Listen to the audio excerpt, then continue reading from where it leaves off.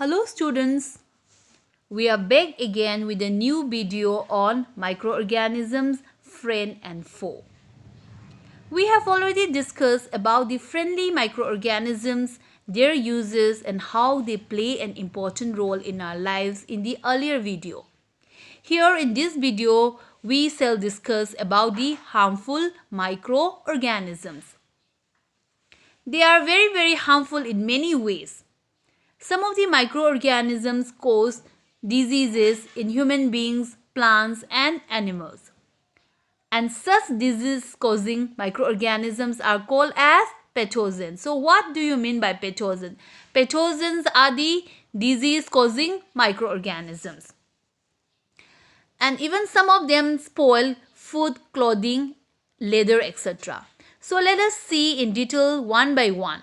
First, let us see disease-causing microorganisms in human. Pathogens, as you know, they are the disease-causing microorganisms. They enter. How do they enter our body? They enter our body through the air we breathe, the water we drink, or the food we eat. Right? And they can also get transmitted by direct contact with the affected person.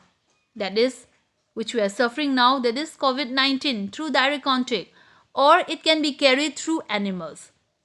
Understand? So microbial disease that can be spread from an infected person to a healthy person is through air, water, food, physical contact are called communicable diseases. So communicable disease can be defined as a disease that are spread from one person to the other. These diseases are very catching, means they are very contagious, right? They can be spread very easily. Diseases that are caused by germs or pathogen. Example, like cholera, common cold, chickenpox, tuberculosis, COVID-19, SARS. And these pathogen includes viruses, bacteria, parasite, worms and fungi. Right? Now another one which I want to discuss with you is contagious disease. What do you mean by contagious diseases? The diseases which are spread through direct contact, that is called contagious diseases, and coronavirus is very much contagious disease. So we should be aware of that. Now see, how does it spread? Let us see. When a person suffering from common cold sneezes, fine droplets of moisture carrying thousands of viruses are spread in the air, and the virus may enter the body of a healthy person while breathing. So this is how these viruses or these communicable diseases spread through air. And how do we do to prevent this spread of communicable diseases? So we should keep a handkerchief on the nose and mouth while sneezing, and it is better to keep a distance from infected person, and we should wear masks. So the government of India has announced to use masks if you have to go to a public places, right? Now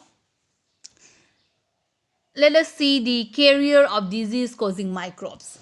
There are some insects and animals which act as a carrier of disease causing microbes. Means some insects, they carry what? Diseases.